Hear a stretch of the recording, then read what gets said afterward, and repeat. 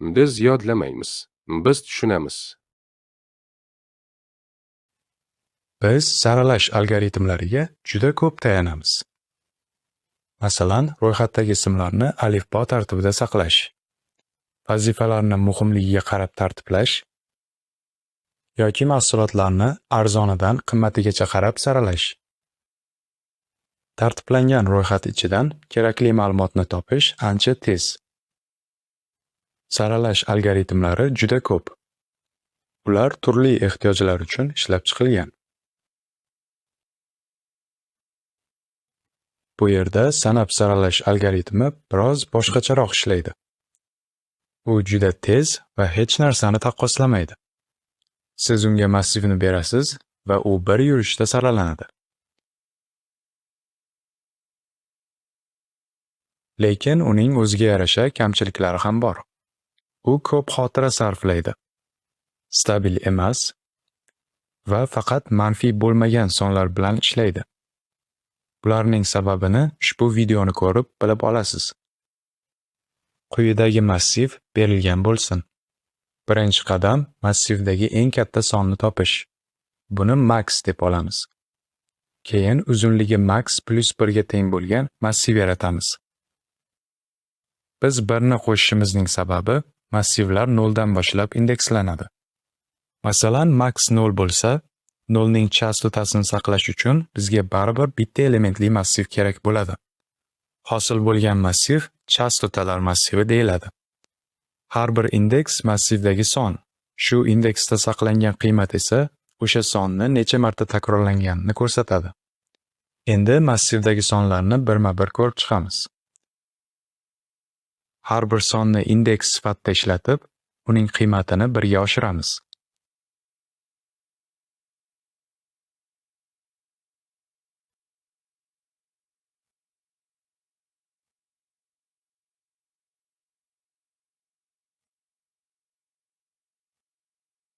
Endi saralash qismi keladi. Chastotalar massivida chapdan o'ngga qarab yuramiz. Biz ko'rib chiqayotgan har bir indeks navbatdagi eng kichik sonni bildiradi.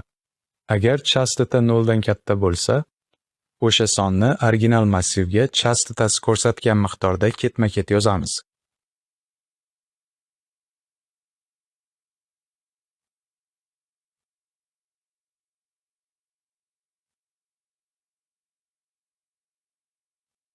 Avvalroq sanab saralash stabil emas degandik. Buning sababi shundaki, massivni asl ketma-ketlik asosida emas, balki chastotalarga qarab qayta tuzamiz. Natijada teng qiymatlar o'zining dastlabki nisbiy tartibini yo'qotadi.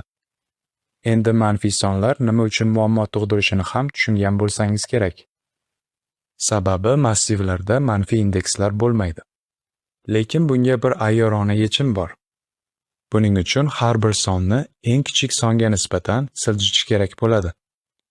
Shuningdek, sanab saralash nima sababdan bunchalik ko'p xotira egallashini ham ko'rishingiz mumkin. Tasavvur qiling, massivda faqat bitta son bor, 1 million. Algoritm 1 million bitta o'lchamli massiv yaratadi. Shundan so'ng natijani qayta yig'ishda ham shu chastota massivini ustidan yurib chiqadi. Demak, sanab saralash sonlar diapazoni kichik bo'lganda ajoyib tanlov. Endi ushbu algoritmni JavaScriptda yozamiz. Bu saralamoqchi bo'lgan massivimiz. Funksiyamiz massivni parametr sifatida qabul qiladi. Massiv uzunligini n o'zgaruvchisiga saqlaymiz. Keyin ikkita o'zgaruvchi yaratamiz. Indeks saralangan qiymatlarni massivga qaysi joydan yozishni ko'rsatadi. Max esa massivdagi eng katta sonni saqlaydi. Endi massiv ichidan eng katta sonni topamiz.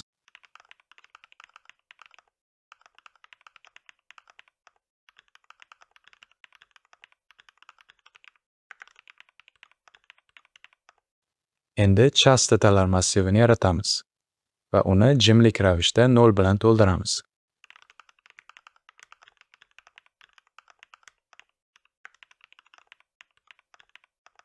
Endi yana massiv bo'ylab yuramiz. Uchragan sonni indeks sifatida ishlatib, uning chastotasini bittaga oshiramiz.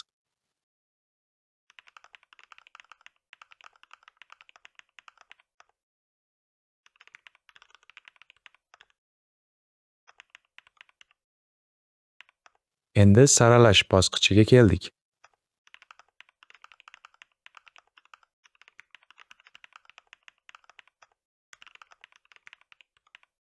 Agar joriy indeksning chastotasi 0 dan katta bo'lsa, o'sha indeksni massivga ketma-ket yozamiz.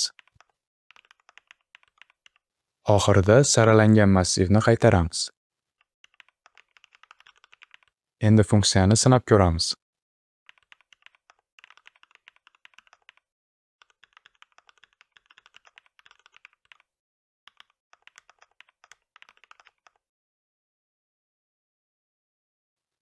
To'g'ri ishlayapti.